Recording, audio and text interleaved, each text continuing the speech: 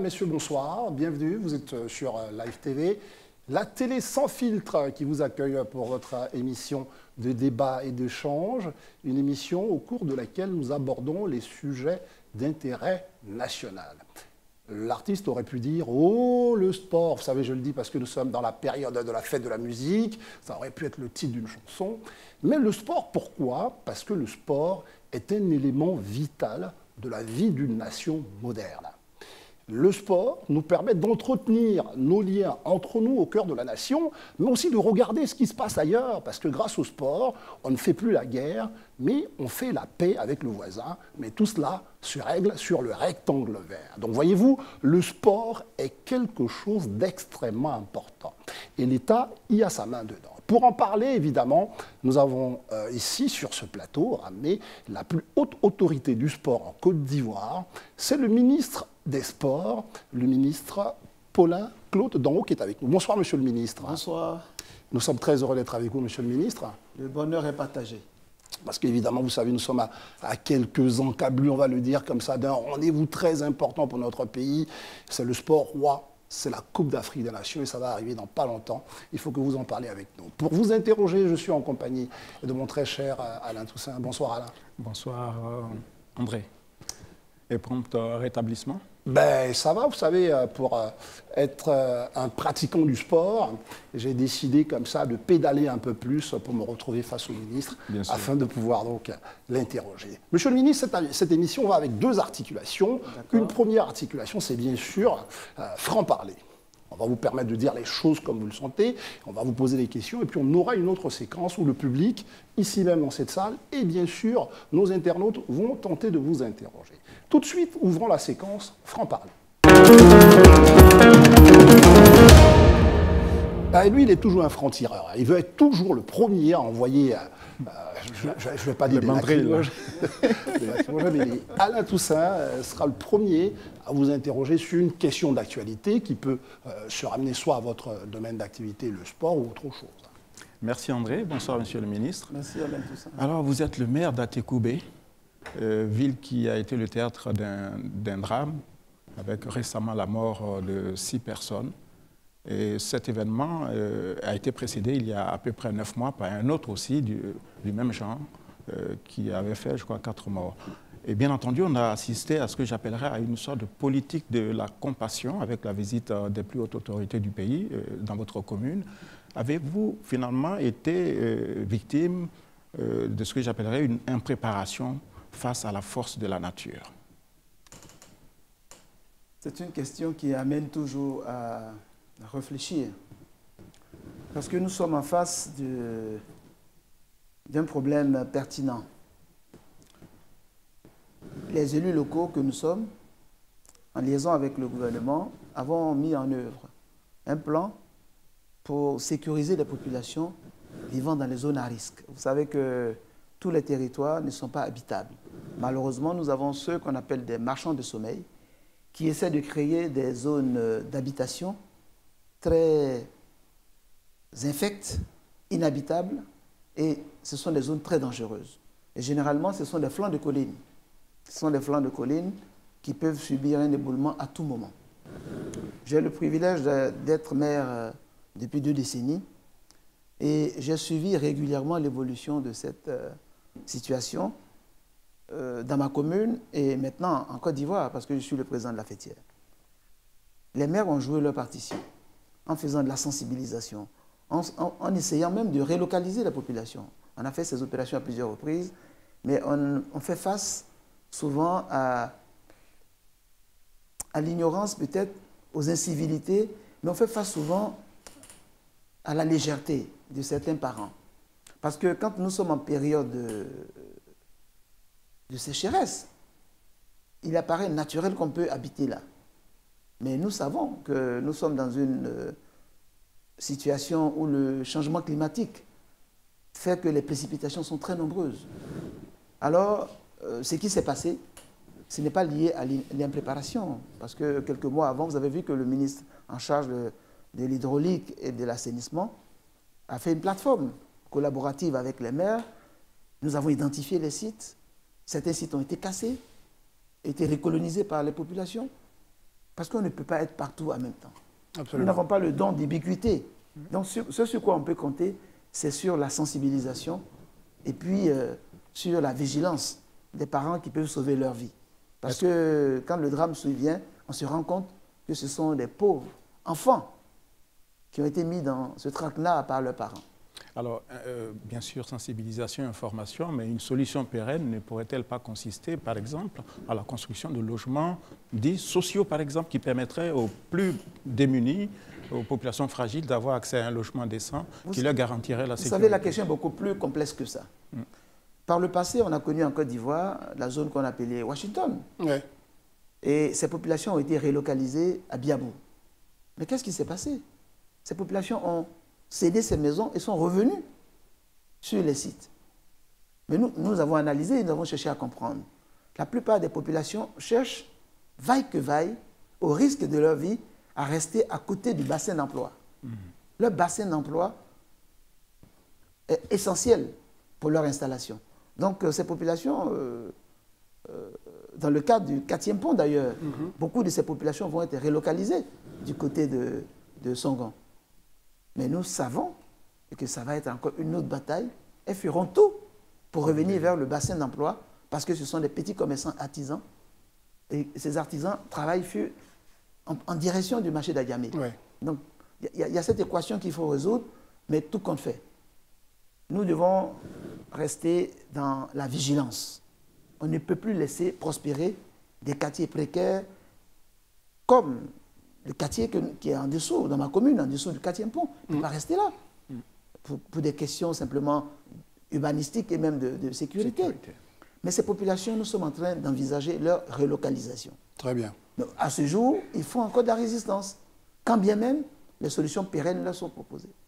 On n'oublie pas, monsieur le ministre, que la thématique centrale de cette émission, c'est bien sûr la promotion des sports au cœur d'une filière dynamique et attractive. Et donc, on ne pourrait pas parler de sport sans commencer par évoquer la question même des intempéries pour une CAN qui devrait avoir lieu dans cette même période.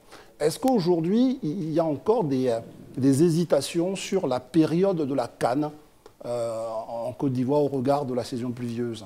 Bon, en ce qui nous concerne, nous ne sommes pas propriétaires de la CAN. Oui. La CAN, c'est la plus prestigieuse compétition organisée par la CAF. Oui. Donc la CAF a déterminé un cahier des charges à la FIF, qui est l'association membre de la CAF. Et la FIF a donc vu ces autorités, les autorités ivoiriennes, qui ont accepté d'accompagner la FIF. Et nous avons pris l'engagement de réaliser la CAN en Côte d'Ivoire. Oui. En prenant cet engagement a d'ailleurs évolué. Il est parti d'une CAN à 16 au départ, et aujourd'hui, on a une CAN à 24. Ensuite, la CAN devait se faire en 2021. Et il y a eu ce glissement à cause de nombreux problèmes, ainsi que de la Covid. Alors, en ce qui nous concerne, le calendrier qui nous a été donné pour la CAN 2023, c'est de faire en sorte que les infrastructures sportives et d'hébergement soient disponibles 3-6 mois avant l'événement. Ouais. Ça veut dire qu'il faut être prêt au 31 décembre pour une CAN qui a lieu en juillet 2023. Je peux vous donner l'assurance, parce que nous sommes un gouvernement responsable, et sous le leadership du président Alassane Ouattara, nous avons mis en place un comité de pilotage avec le Premier ministre Patrick Hachi. Donc nous surveillons de façon hebdomadaire l'état d'évolution des infrastructures sportives et d'hébergement. Je peux donc vous donner l'assurance que le stade de Yamoussoukro est terminé, il a été validé. Ouais.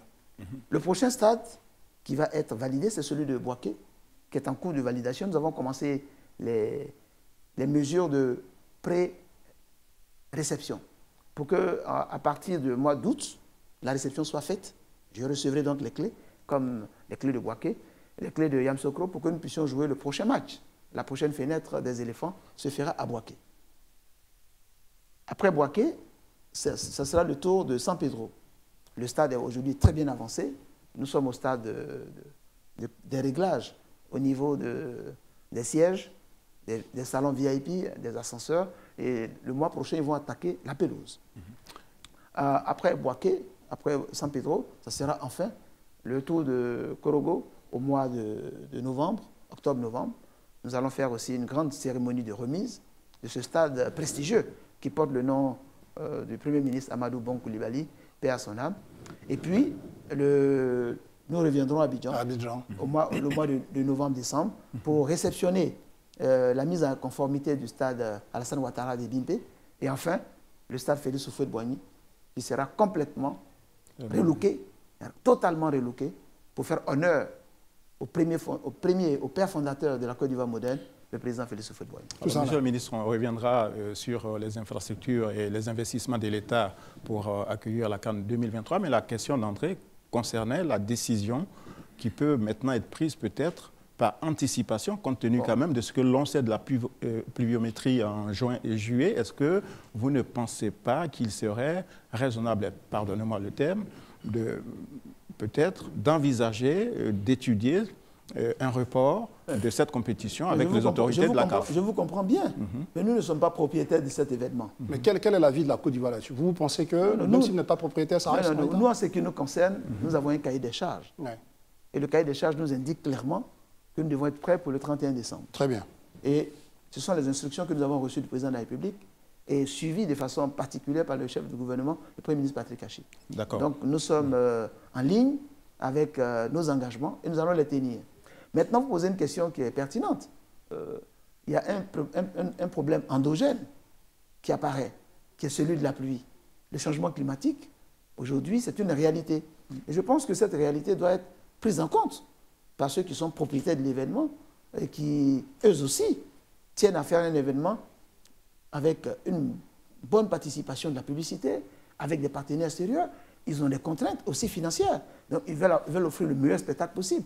Donc, je pense qu'ils tiendront compte des informations que nous allons leur faire parvenir sur le changement climatique qui a doublé les précipitations sur notre pays. Parce que vous avez constaté, hein, les précipitations à Abidjan ont été multipliées par 16. Tout à fait. Donc, ça veut dire que ce sont les effets néfastes du changement climatique. Et notre rôle, c'est de porter cela à la connaissance de la FIF, qui est l'association organisatrice. Et puis, bon... En clair, vous aimeriez que la CAF envisage un éventuel report de la CAN 2023? Pour vous répondre simplement, sans faire d'hypocrisie, je peux vous dire que celui qui peut le plus, peut le moins. Moi, je peux déjà être prêt le 31 décembre. Si on me dit de partir jusqu'en janvier, bon, je ne vais pas faire semblant, pas bouder mon plaisir. Mais je veux dire que nous ne sommes pas responsables de ces décisions. Nous, les décisions, le cahier des charges que nous avons, c'est d'être prêts le 31 décembre et nous serons prêts. Très bien. Juste derrière nous, nous avons la photo du nouveau président de la Fédération ivoirienne de football. On va ouvrir une courte séquence quand même de cette période-là, qui a été quand même une période de crise que vous avez dû gérer. Normalisation, après élection du président, la question des éléphants, le choix des sélectionneurs. Est-ce qu'aujourd'hui, pour vous, les éléphants, en tant que compétiteurs, avec tout ce qu'on a pu voir, sont bien dans de bonnes dispositions maintenant pour aller vers cette CAN-là qu'on va accueillir chez nous? Il n'y a plus tous ces problèmes qui peuvent venir perturber, on va dire. Il était important pour l'équipe nationale qui porte le fanion national, il était important que nous ayons une nouvelle gouvernance. Le fait que nous soyons en sous-normalisation ne permettait pas d'avoir toutes les mains libres pour amorcer le changement et booster cette équipe. Aujourd'hui, la Fédération ivoirienne de football a une nouvelle gouvernance, une équipe qui a toute la légitimité des clubs, il n'y a plus de contestation. Ce que nous souhaitons, c'est que cette fédération fasse en sorte qu'elle rassemble les Ivoiriens. Parce que pour nous, le sport a une valeur cardinale. Elle rassemble. Oui. Le sport ne divise pas. Le sport doit être l'occasion pour nous de fraterniser. Il peut y avoir un moment de compétition, c'est ce qui s'est passé pour les élections, mais cette page est tournée. Aujourd'hui, nous avons appelé tous les acteurs à se mettre ensemble, et à regarder l'avenir avec sérénité et confiance. Je pense que nous avons quelques indices. La Fédération ivoirienne de football vient de faire des aménagements de son comité directeur. C'est ça, passer de 20 à 25. Pour permettre l'intégration de l'équipe des autres candidats malheureux. Oui. Pour qu'ils retrouvent la même dynamique fraternelle et construire une FIF efficace. Alors maintenant, l'équipe de football, notre équipe, les éléphants, nous avons un potentiel extraordinaire. Vous avez vu les joueurs que nous avons. Ouais. Je parlais ce matin avec Franck ici au bureau. Vous avez Allaire, mais vous avez une équipe de tonnerre. Ce qui a manqué à cette équipe, c'était d'abord un coaching serré. Tout le monde convient qu'il fallait un coaching serré. Il fallait redonner de la vie à cette équipe. Et il fallait lui redonner aussi des critères de performance. C'est ce que nous avons fait. Parce qu'en matière de la loi sur le sport, parce que souvent les gens parlent, oui, la FIFA est indépendante du ministère. Ouais. Bon, il y a beaucoup d'ignorance. C'est bien. Voilà. La loi sur le sport, la loi 856 du 22 décembre 2014, précise très clairement que la volonté du gouvernement, c'est de faire administrer le sport par les fédérations, les filières sportives par les fédérations. Ainsi, elles ont un agrément. Elles bénéficient donc du transfert de compétences, transfert de pouvoir. Donc l'État donne le pouvoir à la fédération de développer la filière. Bon, prenons le cas du football. Oui. L'État donne, la FIFA a un agrément, l'État a donné toute la latitude pour développer cette filière, parce que c'est une filière qui est importante. Elle rassemble les Ivoiriens. C'est une filière qui est importante parce qu'elle doit permettre aux jeunes générations de saisir le football comme rampe de lancement social. Donc pour nous, gouvernement, en donnant ce critère, en donnant cette passation de pouvoir, de charges à la FIFA, derrière, il y a ce qu'on appelle un contrat d'objectif. Absolument. Et dans le contrat d'objectif que nous donnons à la FIFA, l'un des contrats essentiels pour nous aujourd'hui, c'est de faire en sorte que cette CAN que nous organisons, où nous avons mis beaucoup de moyens, nous l'organisons en espérant la gagner. Ah ben vous voulez la gagner à propos de coach, parce que c'est vous qui l'avez évoqué, un coaching serré. Vous êtes satisfait, enfin satisfait, mais en tout cas, le choix fait par la fédération vous satisfait? Je pense que ce sont des professionnels. Nous avons choisi une fédération avec des personnes expérimentées. Et la preuve, c'est qu'ils ont eu à peine un mois pour choisir un coach. Et il nous a donné une belle leçon lors du match contre la Zambie. Ouais. Il a fait 3 remplacements. Vous avez vu que ça a changé complètement la configuration du match. Il ne faut jamais préjuger de la qualité d'un technicien. On dit qu'on voit le vrai maçon au pied du mur. Il est au pied du mur et vous verrez dans les prochains jours ce qu'il est capable de faire. Alors, Monsieur le ministre, nous sommes face à la Côte d'Ivoire. Vous avez indiqué tout à l'heure que l'État finançait, en tout cas avec beaucoup d'implication, les activités du foot en Côte d'Ivoire. Le recrutement de l'entraîneur a donné lieu à pas mal de supputations relativement à son salaire, qui serait payé par le ministère. Êtes-vous en mesure ce soir de nous indiquer quel est le salaire de l'entraîneur, M. Gassé? Vous posez une question de détail. Le ministre ne gère pas les activités courantes du football. Non, mais c'est l'État qui paye. C'est l'État qui paye. Non, non, j'arrive. Le rôle du ministre, ce n'est pas de choisir qui va jouer à droite, qui va jouer à gauche, qui va jouer au centre. Quand bien même j'ai mes préférences. Nous avons une équipe fédérale à qui nous avons délégué la puissance publique d'organiser la filière. C'est cela. Il y a aussi, dans le cas du transfert de compétences, il y a le pouvoir de subsidiarité. Si l'État estime que la conférence transférée n'est pas bien exécutée, on peut la reprendre. Mais ce n'est pas le cas aujourd'hui. La fédération vient de s'asseoir, elle a trouvé un entraîneur, elle a identifié 2 joueurs et elle est en train de faire ses rodages. On a compris cela. Non, j'arrive. On voudrait savoir mais pour le financement, j'arrive, je vais répondre à votre question. Aux contribuables. Pour que ça coûte aux contribuables, il faut vous dire qu'il y a un contrat d'objectif qui est fixé avec la fédération. Et ce contrat d'objectif indique des critères de performance. Mais vous ne pouvez pas demander à une fédération de gérer pour le compte de l'État une filière et ne pas mettre les moyens en face. Alors voici les moyens que nous mettons en face. Dites-nous. Donc, je vais vous le dire, il n'y a pas de... Nous sommes en face à la nation. C'est ça, dans la Côte d'Ivoire. L'État met énormément de moyens pour, parlons du football, pour le football. D'abord, je parlerai après des infrastructures. Ce n'est pas le cas maintenant. On parlera des infrastructures, je vais vous indiquer. Oui, dans un instant. On parlera des infrastructures. 500 milliards. Mais avant de parler des infrastructures, parlons de ce qu'on met à la disposition de cette FIF pour qu'elle puisse administrer, faire la promotion du sport et nous apporter des lauriers en Côte d'Ivoire. La FIF bénéficie de la parafiscalité. La parafiscalité avait été conçue pour le football. C'est ça. Et la FIF bénéficie de la moitié de la parafiscalité, ce que ça rapporte. La parafiscalité, ça représente combien à peu près? C'est 6 milliards. 6 milliards. Et la FIF a systématiquement 3 milliards. Attends, comme c'est basé sur la consommation, les indications qu'on vient de me donner ces derniers mois m'indiquent que la parafiscalité frôlerait les 6 milliards, les 12 milliards. Non, c'est lié à la consommation. Donc, je vois que les Ivoiriens sont un peu stressés. Ils fument beaucoup de tabac. Donc, ça a monté. Ça a monté. Donc, ce n'est pas la bonne chose qu'il faut souhaiter. Mais ce n'est pas une chose que vous conseillez, on est d'accord. Mais sauf qu'on fait payer ceux qui fument pour qu'on ait les moyens d'administrer le sport. Et donc, ça rapportait 6 milliards. Aujourd'hui, selon les dernières statistiques, on serait autour de... On ne serait pas loin de doubler cette parafiscalité. Ça veut dire qu'on va se retrouver pour le football seulement à une parafiscalité qui serait entre 3 et 5 milliards. Ça, c'est du montant cash donné pour soutenir, l'autre moitié étant consacrée aux autres fédérations. Absolument. Voilà. Alors, toujours pour le football, l'équipe nationale est entièrement prise en compte par l'État de Côte d'Ivoire. Et les montants varient de 4 à 6 milliards en fonction de l'année. Quand l'équipe est en compétition CAN, on frôle les 6 milliards, voire même les 7. Parce qu'il y a des primes qui sont payées en plus. Mais quand ils sont en baisse de tension, en baisse de pression aussi, mais on a des montants autour de 4 milliards quand même. Donc, vous voyez déjà, ça fait 4 milliards plus 6 milliards. 10. On n'est pas à moins de 10 milliards que l'État apporte en cash flow pour soutenir la fédération. Mais l'État doit faire un effort, parce que je sais que ces montants ne sont pas suffisants. L'État va faire un effort pour élargir la base de la fiscalité au niveau de la parafiscalité.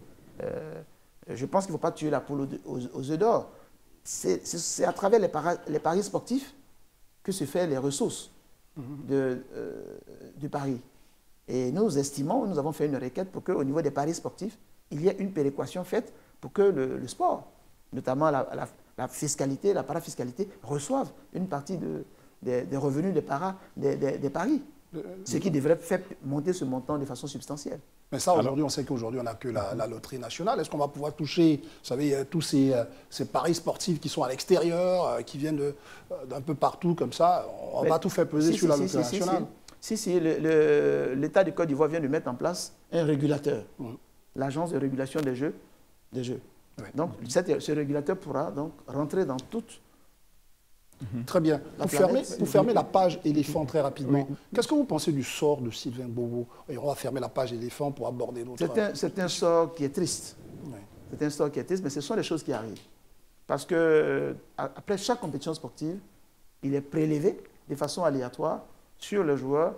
Des prélèvements sont faits pour tester concernant le dopage. Alors, en ce qui concerne la Côte d'Ivoire, nous avons un centre national antidopage qui est piloté par l'éminent professeur Constant Roux. Professeur Roux. Voilà. Et donc, des formations sont faites.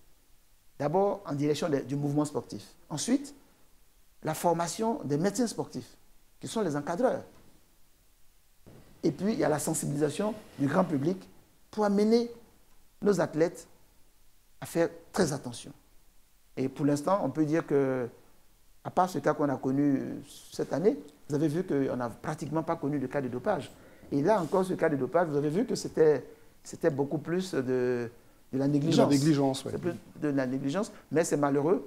Ce sont les règles. Quand vous êtes pris, il aurait fallu une bonne formation, un bon coaching de ces médecins qui l'ont encadré, mais malheureusement, il est obligé de payer la sentence. Tout ça, Alain, permettez-moi. Oui, allez-y, André. Est-ce qu'il y aura un traitement particulier pour ce joueur qui, à un moment, s'est vu comme ça, stopper son élan au niveau professionnel? Est-ce qu'on pense à quelque chose comme ça? Oui, ce que moi je peux vous dire, c'est que quand cette situation s'est produite au Cameroun, j'ai souhaité qu'il reste. Oui. Parce qu'il devait même quitter le groupe et rentrer.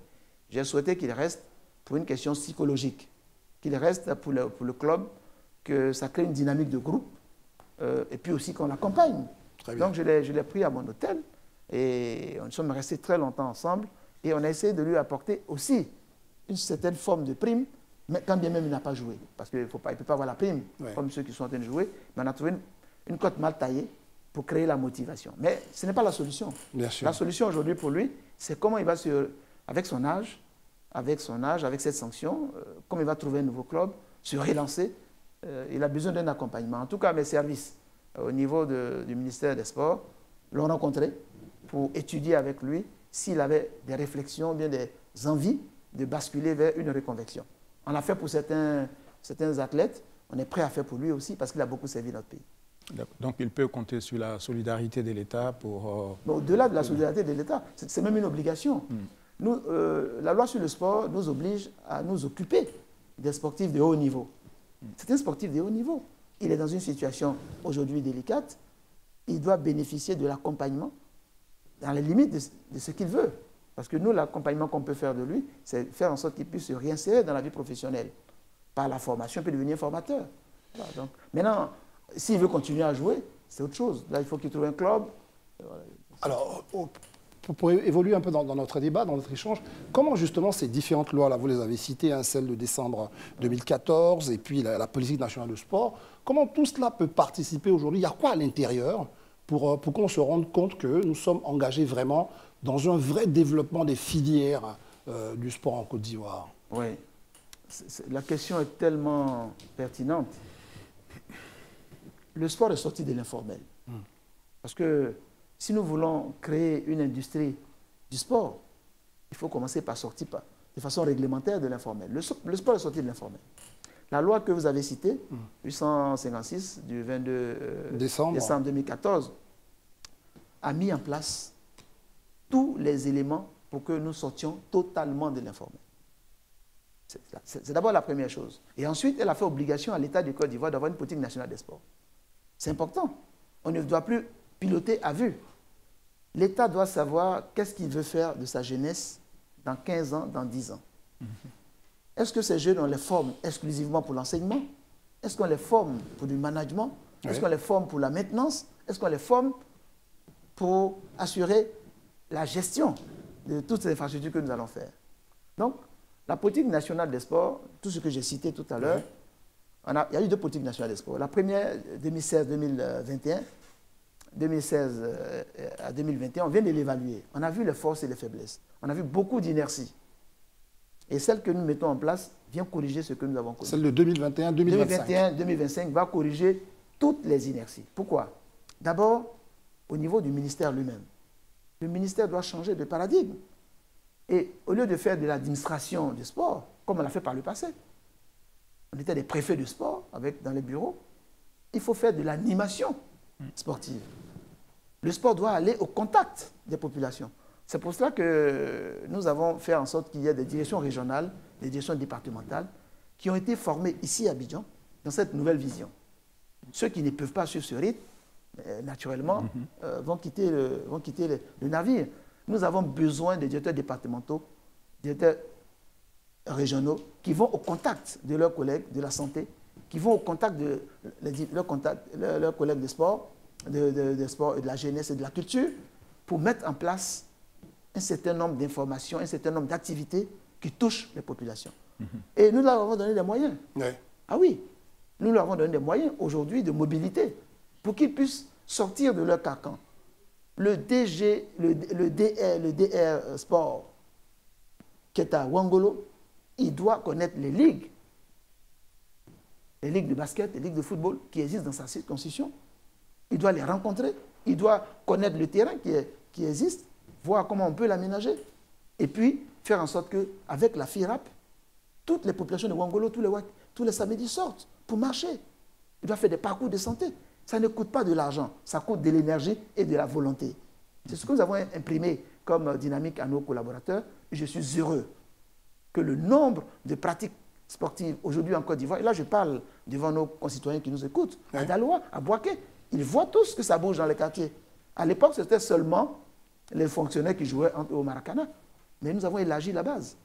C'est comme ça qu'on peut amener le sport à rentrer dans le vécu quotidien des populations. Alors justement, le sport peut être un levier essentiel pour l'aménagement du territoire, des villes, des régions et des quartiers. Est-ce que vous avez un schéma directeur? Parce que ce qu'on observe quand même, c'est un déficit d'infrastructures sportives. Je vais vous poser une question, ce n'est pas un piège. À Tekoubé, quelles sont les infrastructures, par exemple, dont vous disposez? Et à l'échelle du pays, quel est le gap que nous devons franchir pour permettre à chacune et à chacun de pratiquer le sport? La question est pertinente, parce que si nous commençons nous-mêmes à dire que nous voulons projeter les choses, il faut qu'on ait un schéma directeur. On a un schéma directeur. On est allé au-delà du schéma directeur.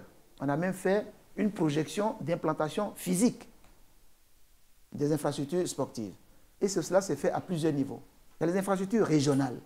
Toutes les capitales régionales de Côte d'Ivoire vont avoir un stade de type régional, vont avoir des aires de jeu des sports de main au type régional, vont avoir un foyer polyvalent, multisport, pour permettre de capter les jeunes et de les fixer dans les territoires, parce que dans ces foyers polyvalents, nous allons mettre l'Internet gratuit. Et ça, voilà comment ça a été conçu. Donc au niveau régional, il y a la conception régionale, d'un stade au niveau régional, parce qu'il y a la population et puis il y a les activités. Au niveau départemental, il y a aussi le stade départemental qui a été conçu avec le BNET, hein, à tout cela. Et puis il y a le stade communal pour les capitales, pour les villes, des communes qui ne sont pas capitales, ni départementales, ni régionales. Alors ça fait environ 200 infrastructures à mettre en œuvre. C'est très ambitieux tout ça quand même. Non, parce qu'on a les moyens. Mais c'est même pas. Je vais vous dire que vous allez comprendre que ça va totalement dans la vision du développement holistique voulu par le président Alassane Ouattara. Nous avons fait cette étude et nous l'avons présentée au séminaire gouvernemental. Vous savez que nous construisons des écoles dans toute la Côte d'Ivoire. La Côte d'Ivoire est en chantier. Nous construisons des lycées de proximité.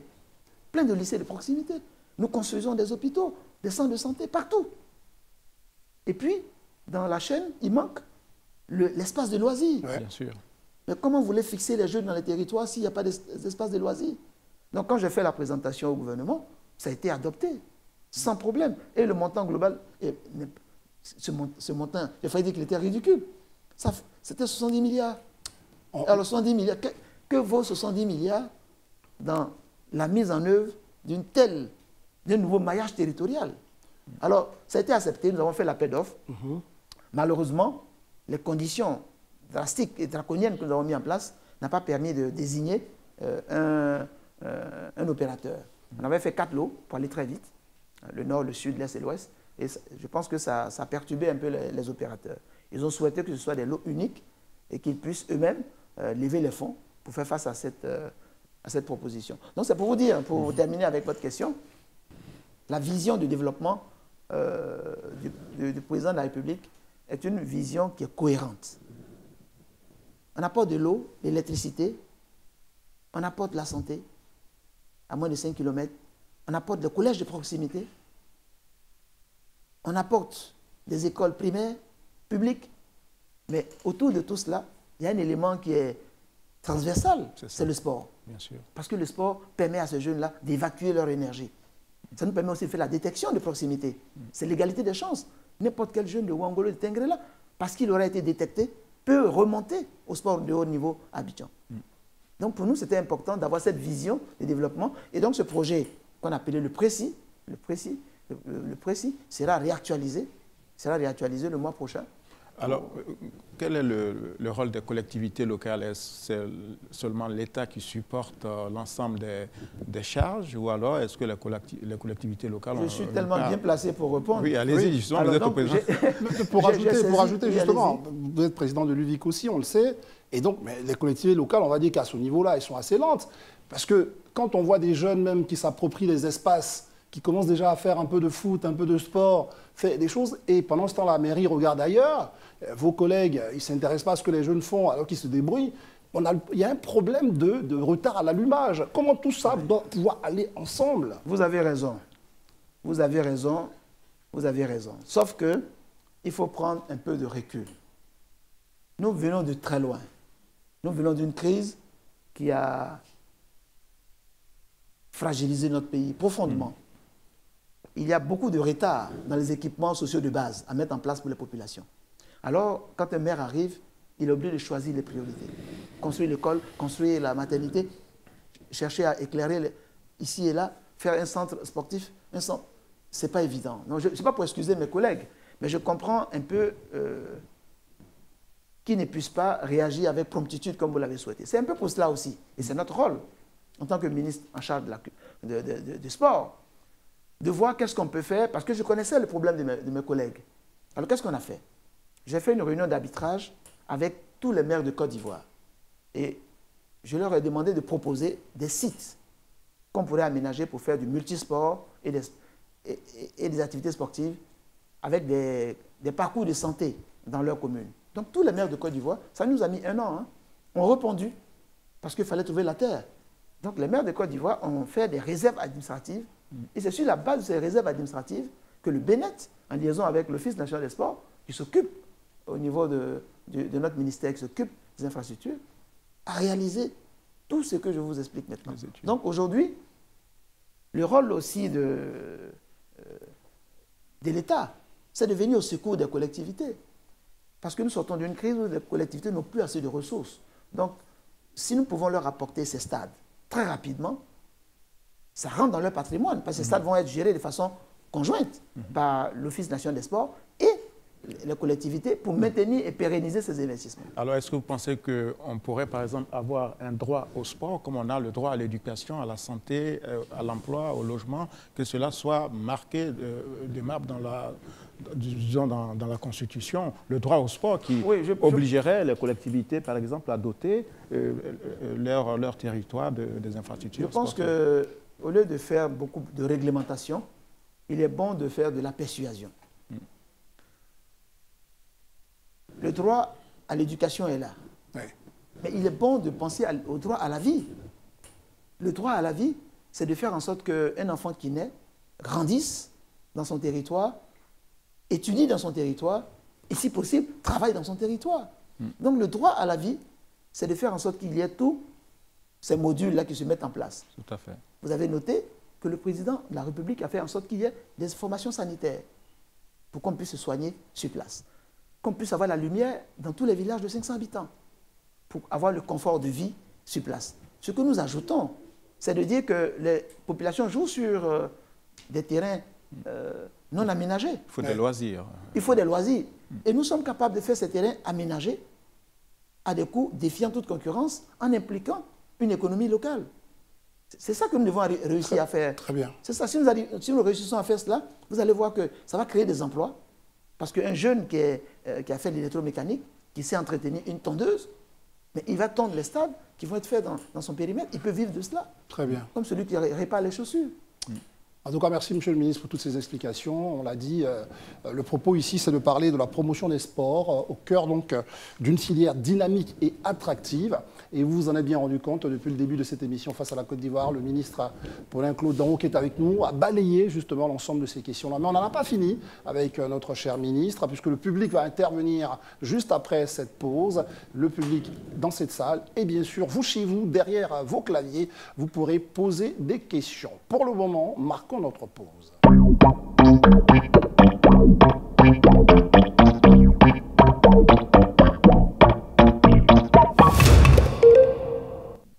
Nous sommes de retour dans ce sublime auditorium pour continuer de parler de la Côte d'Ivoire, de la Côte d'Ivoire sportive, de son ambition pour le sport pratiqué de plus en plus par les Ivoiriens.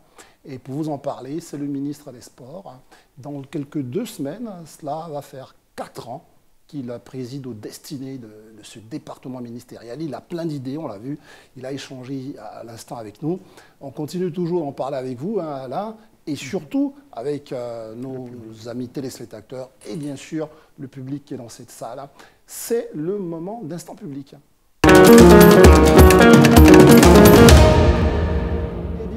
Monsieur le ministre, Instant Public, c'est une émission interactive. Des internautes vont réagir tout à l'heure. Nous allons sélectionner des questions. Mais déjà, dans le public, nous avons quelques compatriotes qui sont là, qui souhaiteraient échanger directement avec vous. Merci, monsieur Andébois. Merci, monsieur le ministre Danho Paulin. Merci. Alors, j'ai quelques préoccupations. Le football en Côte d'Ivoire est financé assez, comme vous venez de le dire. Et quand on regarde les joueurs locaux, pratiquement leur vie est misérable, il faut le dire, parce qu'ils gagnent moins du SMIC. Alors, quand on délègue un pouvoir à une fédération et qu'elle n'arrive pas à accomplir, à satisfaire les acteurs premiers de ce secteur, qu'est-ce qu'on prend comme décision? Et pourquoi on n'arrive pas à sanctionner la fédération qui n'arrive pas à satisfaire les joueurs qui sont les premiers acteurs du football en Côte d'Ivoire? Ça, c'est la première question. La première question. La deuxième question, elle est relative à ce que nous avons vu de ma presse interposée, même peut-être par l'actualité, qu'à un moment donné, c'est que je peux appeler un conflit entre le ministère et le COCAN dirigé par M. Amicha, le ministre. Alors, monsieur le ministre Danho Paulin, on vous est très franc, qu'est-ce que vous a opposé véritablement au COCAN de M. Amicha? La dernière, l'affaire Jonathan Morrison. Alors, Jonathan Morrison a décidé à un moment donné sur les plateformes, dans les médias, à organiser un tournoi. Et après, on a vu la FIMADA, la Fédération Maracana Associée, qui a dit non, il faut une autorisation.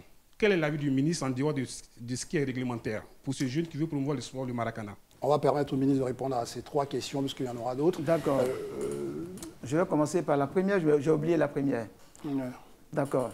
La dernière question, c'est un jeune qui décide d'organiser un tournoi de Maracana. Oui.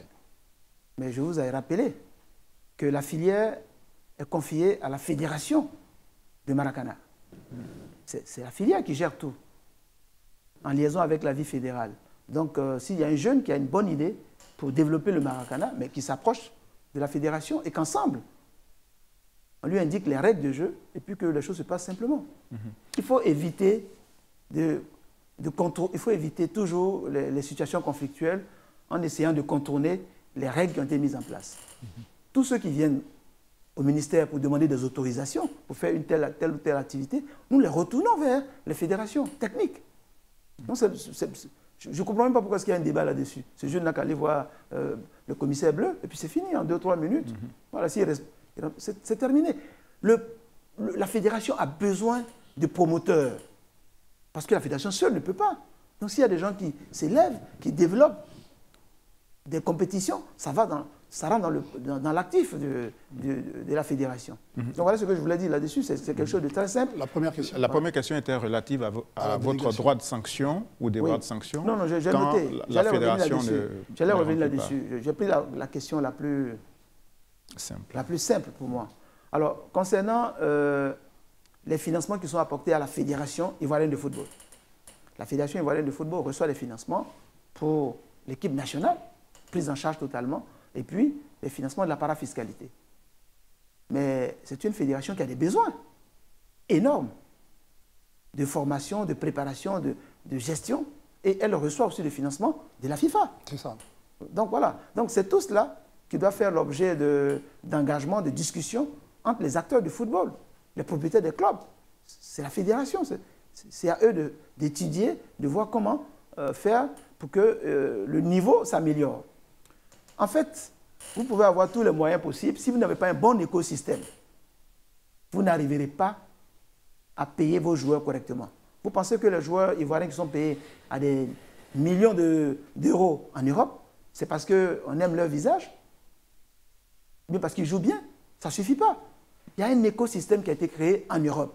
C'est une filière sportive qui se base sur les droits télé et les droits d'accès au stade. Donc, les spectacles étant de grande qualité, mais ils jouent à guichet fermé. Et les spectacles étant de grande qualité, il est vendu très cher sur les chaînes internationales. Donc, du coup, il y a de la recette. Et parce qu'il y a de la recette, on peut donc faire des dépenses à la hauteur de la qualité du spectacle qu'on veut maintenir.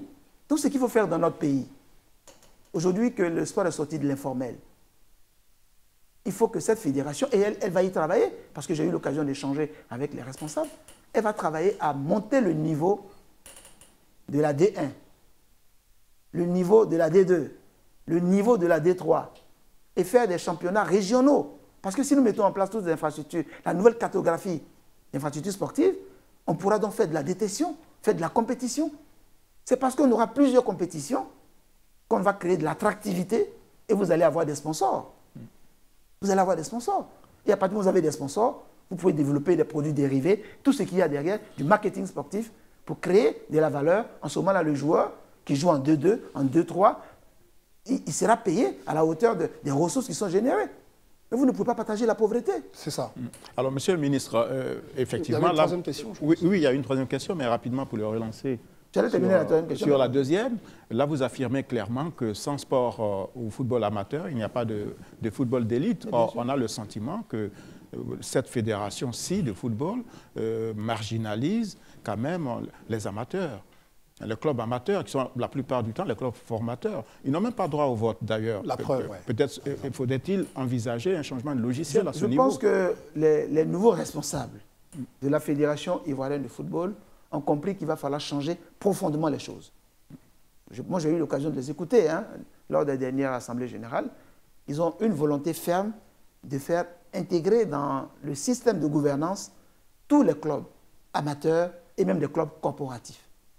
Parce qu'à l'époque, en corporatif, on avait des clubs de grande qualité. Oui. Vous avez entendu le club de la Sotra. Oui, le plus port autonome. Du port autonome. Tout à fait. Donc, il faut revenir à ces fondamentaux qui ont eu des succès par le passé. Et je pense que la nouvelle équipe de dirigeants à la FIF a intégré cela.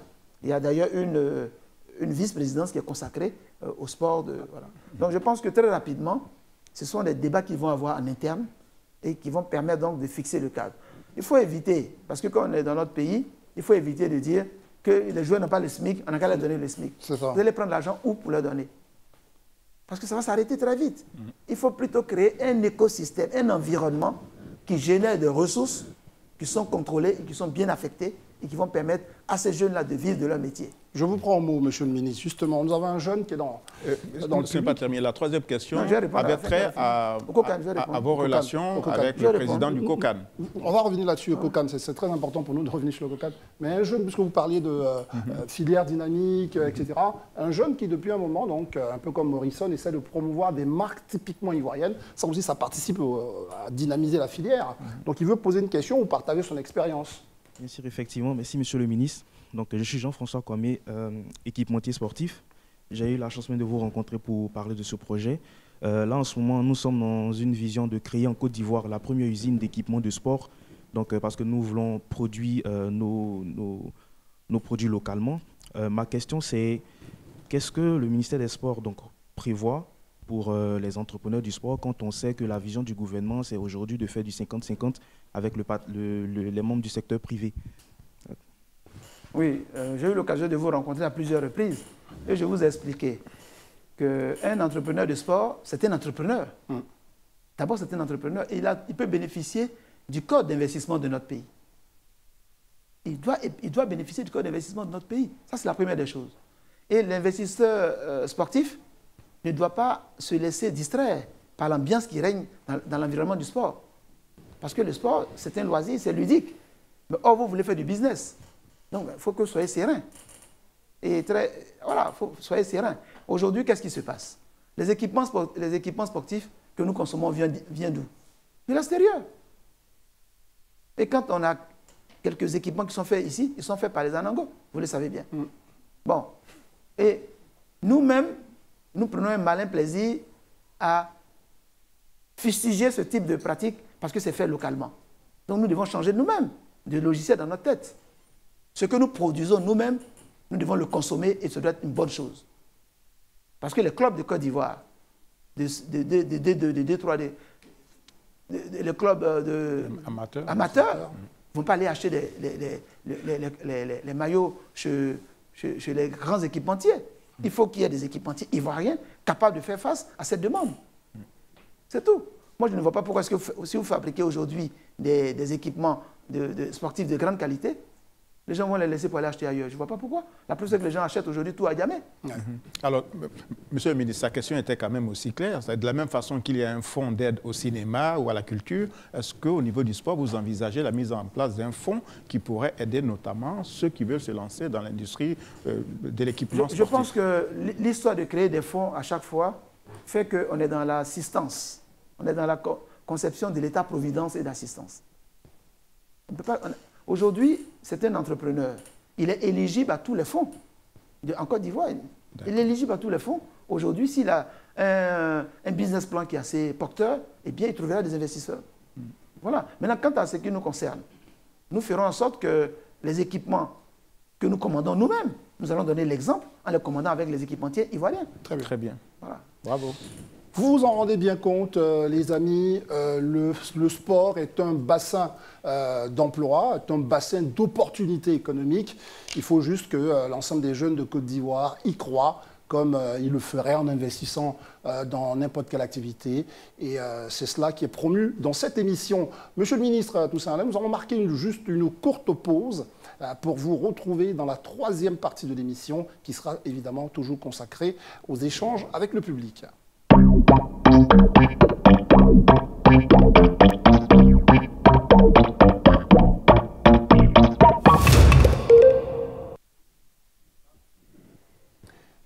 est historique. Rappelez-vous, la dernière fois que la Côte d'Ivoire accueillait comme ça un grand rout footballistique, c'était en 1984. Et donc, nous allons nous retrouver encore en 2023 avec la fête du football. La Côte d'Ivoire en est fière. Elle a décidé de s'investir, mais puissamment, avec beaucoup, vous vous en êtes bien rendu compte, un budget énorme, des stades tout beaux qui vont arriver et faire la fierté du sport en Côte d'Ivoire. Et à ce moment historique-là, il y a le ministre Dan Opola qui est là, qui va faire en sorte que les choses puissent, j'allais dire, continuer de faire de la Côte d'Ivoire une terre de sport. Et quand on parle de ça, notre téléspectateur ou notre spectateur a posé la question. Très souvent, dans les compétitions, dans les grands rassemblements, il y a la guerre des polices, on dit des choses comme ça. On ne sait pas si c'est le ministère j'allais dire, des Finances qui décide ou c'est le ministère technique. Et là, en l'occurrence, on a le COCAN, on a le ministère des Sports. Est-ce qu'aujourd'hui, après ces petits moments d'incompréhension, on peut penser que tout est aplani et qu'on est arrivé vers le même objectif? Ce que je peux vous dire, c'est qu'on a assisté vraiment à une tempête dans un verre d'eau. Oh, ouais. Vraiment. Une tempête dans un verre d'eau. C'est encore la faute des journalistes, hein? Mais souvent à cause des relais qui sont faits dans les réseaux sociaux, par les journalistes, et même par des sofas tapis dans l'ombre. Parce que de quoi s'agit-il? La CAF, la Confédération africaine de football, organise une compétition qu'on appelle la CAN. Ouais. Ils sont propriétaires de cet événement et ils l'organisent dans plusieurs pays avec leur association membre. C'est ça. Parce que l'association qui est membre de la CAF, c'est la FIF.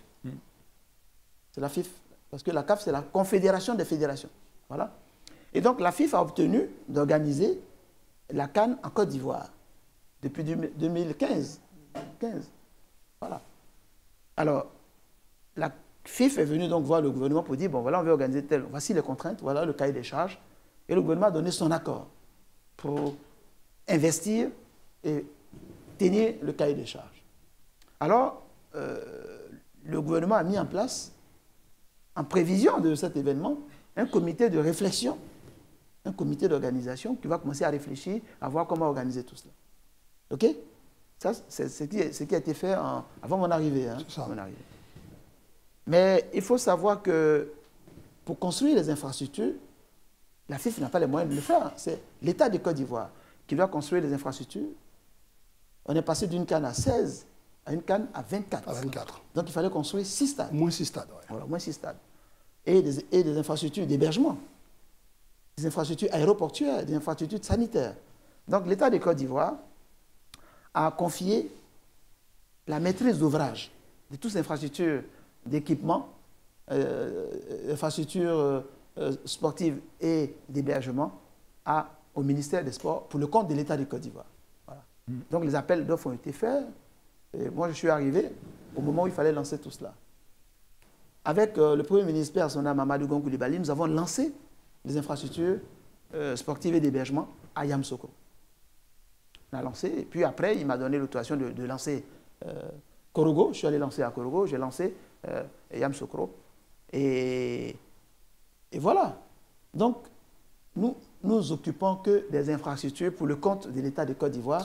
Et le ministère de tutelle, c'est le sport. Voilà. Donc, c'est la maîtrise d'ouvrage. Mais comme le ministère des Sports n'est pas bien outillé pour construire des stades, nous avons notre agence déléguée. Nous avons notre délégué, maître d'ouvrage délégué, qui est l'ONS, l'Office national des sports, qui s'occupe de toutes les infrastructures au niveau de notre ministère. Donc, l'Office national des sports. Et à côté de l'Office national des sports, qui est le maître d'ouvrage délégué, on paye les services du BNET, qui assure la maîtrise, l'assistance à maîtrise d'ouvrage. Pour nous assister. Pour nous assister. Donc, nous sommes entourés par la plus grande garantie. Le BNET, c'est l'une des plus grandes agences en termes de contrôle de qualité et d'expertise. Voilà. Donc, pour l'instant, les choses se passent bien. Donc, notre rôle, c'est de faire en sorte que l'État tienne ses engagements, que les infrastructures sportives et d'hébergement soient livrées dans les délais que je viens de vous indiquer.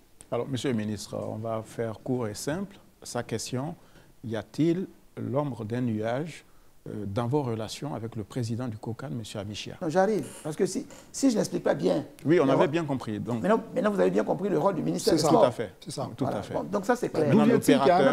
J'arrive. Parce qu'il faut... C'est parce qu'on ne va pas par étapes qu'on finit par se brouiller. Alors, le ministère des Sports est en train de construire. Sauf que l'État de Côte d'Ivoire a mis aussi un comité de réflexion pour l'organisation de la CAN qu'on appelait le COCAN. N'est-ce pas? C'est ça. Et le COCAN, ce COCAN-là a des commissions, des commissions techniques et tout cela. À un moment donné, il a été proposé que le président Amichia devienne président du COCAN, donc il fallait lui proposer des membres pour animer ces comités. Voilà. C'était tout. Donc les membres qui ont été proposés n'ont pas reçu l'assentiment, donc c'est vite parti dans les journaux, dans tous les sens. Bon. Mais en fait, c'était simplement pour préparer l'organisation future. Alors, pour revenir à l'état actuel des choses, il y a les infrastructures à construire pour que nous soyons prêts. Parce que s'il n'y a pas d'infrastructure, il n'y a pas de CAN. Et donc, les instructions que nous avons reçues de son Excellence, M. le Président de la République, lors de la dernière audience qu'il nous a accordée, et les instructions qui sont réitérées par le Premier ministre chef du gouvernement, c'est que les délais doivent être tenus. Et il a mis à la primature une task force pour que de façon hebdomadaire, nous puissions respecter nos engagements. Cette partie, c'est ce qui nous concerne. La seconde partie va rentrer en ligne de compte maintenant. La CAF est venue à Abidjan avec son secrétaire général. Voilà. Il est venu pour 3 choses. Il est venu pour avoir l'engagement de la Côte d'Ivoire, les fiches d'engagement de la Côte d'Ivoire. Il est venu nous proposer le contrat entre la CAF et la FIF. Parce que c'est en deux que ça se passe. C'est entre les deux. La CAF et la FIF. Et ensuite, il est venu nous proposer le contrat qui existera entre la FIF et le comité local d'organisation, le COCAN. Quand il sera reformaté selon leur vision. Voilà. Donc, aujourd'hui, il n'y a pas de... Comme vous le constatez, il n'y a pas de... Les choses sont claires. Voilà qui est clair. Et les choses avancent sereinement. Si on avait gardé cette sérénité et qu'on n'avait pas transgressé le débat, pour aller sur le terrain peut-être personnel, mais je peux vous assurer que le ministre Amichia et moi, nous avons une longue fraternité qui ne date pas d'aujourd'hui. Très bien. Je vous rappelle que quand il était maire, moi j'étais conseiller municipal, quand il est devenu maire, je suis devenu maire, président de l'UVIC aussi, je suis devenu président de l'UVIC aussi, je l'ai remplacé au ministère des Sports. Donc, je n'ai même pas dans ceux de mon grand frère Amichia. Et je pense que ceux qui ont voulu créer des mésententes en ont pour leurs frères parce qu'il n'en est rien du tout. Très bien. Ils sont nombreux, hein, vous savez, les internautes à vouloir donc intervenir. Nous allons prendre déjà une question d'internautes pour filer vers la fin de cette émission.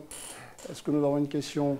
Monsieur Guiré Ismaël, est-ce qu'il y a un programme et un budget déjà prévu pour l'entretien des infrastructures après la CAN? Parce que l'Afrique a du mal sur ce plan. Monsieur le ministre. Oui. Gouverner, c'est prévoir. Et gouverner avec Alassane Ouattara, c'est prévoir à très long terme. Alors, les infrastructures, il est prévu des budgets pour la maintenance et l'entretien. Mais mieux, le président nous a instruit de faire en sorte que ces budgets ne soient pas laissés aux grosses entreprises. Et que nous devons former, trouver des jeunes Ivoiriens, les former pour faire la maintenance de pelouse. Les jeunes Ivoiriens capables de faire la maintenance des infrastructures sportives. Parce qu'il s'agit quoi? Il s'agit de la mécanique, de l'électricité, de l'électromécanique. Il s'agit d'entretenir des pelouses. Des pelouses. C'est l'agronomie. Alors donc, en liaison avec le ministère de l'enseignement technique, nous avons identifié une 50aine de jeunes par groupe, par tâche de métier, qui sont en train d'être formés pour que demain, ils rentrent en contractualisation avec l'ONS et les entreprises qui auront été désignées pour qu'ils commencent à s'approprier ce qui est leur affaire, qui est leur pays, c'est la Côte d'Ivoire. Une chose sur ça, il y a des modèles qui existent ailleurs en Europe sur la gestion des stades. Le Parc des Princes, qui est géré par le Paris Saint-Germain en même temps que la mairie de Paris, etc. Est-ce qu'on va aller vers des modèles où le stade va être vraiment un lieu de spectacle footballistique ou autre chose, pour que justement ces stades-là puissent tenir? Vous m'avez posé une question sur la maintenance. Ouais. Mais je vais vous poser la question maintenant sur la gouvernance des stades. Voilà. La gouvernance des stades va changer. Ça va totalement changer. Vous savez que ces stades n'ont pas été conçus pour être des stades de football seulement. C'est ça. Au stade olympique, Alassane Ouattara de Bimpé, vous pouvez tenir 4 séminaires. Nous, on a fait déjà l'exemple, hein, le ministère des Sports, on a fait des séminaires. On fait des séminaires pouvez manger sur place, il y a des salles, vous pouvez faire toutes les conférences que vous voulez. Donc, c'est une nouvelle perception qu'il va falloir donner aux Ivoiriens. Les salles, les stades de football sont équipés pour devenir des vrais centres culturels, où on peut faire des concerts à l'intérieur. Des salles, on peut faire des dîners, galas, on peut faire beaucoup de choses. Donc, il va falloir que nous formions, et c'est ce qu'on a lancé comme formation à l'INJS, et aussi maintenant à l'INHP, des managers, des gestionnaires, des complexes sportifs. Très bien. La parole toujours à nos téléspectateurs qui sont chez eux. Une autre question. Monsieur Diakité Mohamed Lamine, pourquoi Didier Drogba n'est pas associé à l'organisation de la CAN, sachant que son influence peut être un avantage? Et ça, vous savez, c'est un débat que nous avons eu ici. Sébastien Coe, en Angleterre, les Jeux Olympiques, il était le président du comité d'organisation. Michel Platini, en France, 98, c'était le président du comité d'organisation. Où sont nos anciens à la tête comme ça des structures? Et c'est un peu ça la question. Non, mais je pense que là, on sort d'une élection. Ouais. Une élection, c'est normal. On sort d'une élection où il y a encore quelques ressentiments. Sinon, les uns et les autres ont été approchés. Le président de la République a souhaité que la gestion du sport se fasse de façon inclusive, participative, et qu'elle nous aide à fraterniser. Et donc, nous avons approché tous les acteurs. Ils ont tous été approchés pour qu'ils viennent mettre leur savoir-faire, leur intelligence et leur énergie au service d'une cause nationale. C'est ça, la cause est nationale. Alors, je pense qu'il faut laisser un peu de temps. Un peu de temps, c'est ce qu'ils nous ont souhaité. Ils ont souhaité eux-mêmes prendre le temps de digérer un peu l'environnement. Mais je peux vous donner l'assurance qu'à l'occasion du tirage au sort qui va se faire incessamment, vous verrez tous les acteurs du football ivoirien rassemblés autour de la nouvelle équipe pour porter haut le flambeau de notre pays. Monsieur le ministre Paulin Claude Danho, nous sommes au terme de cet entretien qui a été riche en informations. On voudrait vous permettre, si vous avez un message à adresser à nos concitoyens face à eux, qu'est-ce que vous pourriez leur dire? Mais ce que nous pouvons dire à nos frères et sœurs de Côte d'Ivoire, c'est que le sport, certes, est ludique, mais le sport est un outil puissant de rassemblement des Ivoiriens. C'est un outil puissant de convivialité. Et avec le sport, on laisse tomber à gauche et à droite toutes nos rancœurs, nos religions même. Mais pour être ensemble, et ce qui nous réunit, c'est notre pays. Et nous voulons que le sport joue cette fonction transversale dans notre société. Que le sport nous aide d'abord à maintenir notre bien-être. Il faut faire du sport. Et le gouvernement a fait en sorte qu'il y aura des infrastructures de proximité. Il y aura les agoras dans vos quartiers. Il y aura des stades de proximité dans vos communes. Nous devons avoir une pratique régulière d'activité physique et sportive. Pour nous-mêmes, pour lutter contre les maladies métaboliques, il y a trop d'AVC. Et c'est cela que nous devons faire pour faire reculer. Mais en même temps, le sport est devenu un métier, source de création de richesses. Pour nos jeunes frères, nos jeunes filles qui ont accepté de faire le sport comme métier, nous avons aujourd'hui les moyens de les encadrer. Nous avons les moyens de leur donner le sport comme rampe de lancement social. Parce qu'il y aura plus de 9 à 10 millions de jeunes qui iront en quête d'emploi. Il va falloir trouver toutes les niches. Le sport est une niche. Ailleurs, le sport contribue à la formation du produit intérieur brut. Nous allons le faire dans notre pays. C'est pourquoi on a investi. C'est pourquoi on a investi 500 milliards. Ce n'est pas seulement pour la CAN. C'est pour donner à la jeunesse de Côte d'Ivoire des instruments de pouvoir se prendre en charge. Très bien. Donc je voudrais terminer en souhaitant que le sport, c'est vrai, c'est le lieu de toutes les passions. S'il n'y a pas de passion, il n'y a pas de sport. C'est le lieu aussi où se déchaînent un peu toutes les animosités. Mais nous ne devons jamais oublier les valeurs cardinales du sport. Le sport, c'est le fair play. Le sport, c'est le rassemblement. Le sport, c'est la convivialité. Donc il est passé le temps où il y a eu toutes ces querelles, ces intrigues. Il est venu le temps, aujourd'hui plus que jamais, de nous mettre ensemble. Didier Drogba, Sori Diabaté, tous ceux qui ont une expertise quelconque dans ce pays, venez, rassemblons-nous autour de l'équipe nationale de Côte d'Ivoire. Nous allons réussir la meilleure CAN pour l'image de notre pays. C'est ce qu'a voulu le président Alassane Ouattara. Mais nous devons aussi espérer la gagner, mais c'est en étant ensemble. Alors, vive le sport, vive la Côte d'Ivoire, belle et rassemblée. Merci vraiment, Monsieur le Ministre, c'est un message fort. Toussaint Alain et moi-même étions très heureux de vous avoir ici aujourd'hui pour contredire ou contrecarrer une idée, c'est que nos autorités se donnent aussi pour devoir d'expliquer à nos concitoyens le sens de leur action. C'est cela le principe de cette émission. Il faut parler aux Ivoiriens, je pense qu'ils sont adultes, ils pourront comprendre ce que vous avez à leur dire. Et nous espérons simplement que vous serez très nombreux encore demain, que ce soit donc les dirigeants, que ce soit donc ceux qui aspirent à prendre le pouvoir, à nous rejoindre sur ce plateau pour partager votre vision de notre chère Côte d'Ivoire. Et je vous l'emprunte, très chère Côte d'Ivoire rassemblée. Merci Toussaint Alain. Merci André. Merci à toutes les équipes techniques, Eliane Lago, j'en oublie. En tout cas, merci de votre contribution. Portez-vous bien, très chers téléspectateurs, restez à l'écoute de votre très chaîne Sans Filtre. On vous retrouve très très bientôt pour un autre moment de télévision. À bientôt.